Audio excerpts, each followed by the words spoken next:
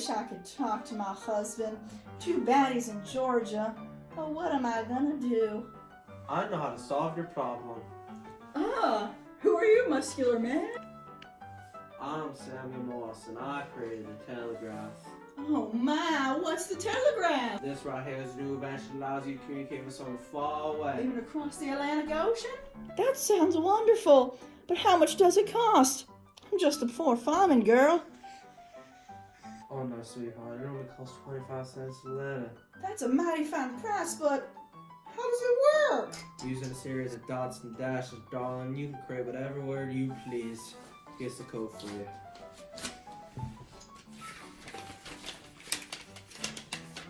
Oh my lord, this is mighty fine.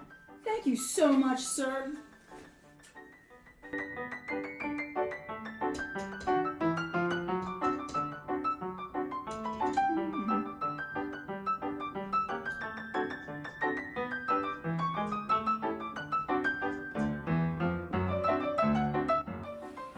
Buy the Telegraph for 25 cents a letter.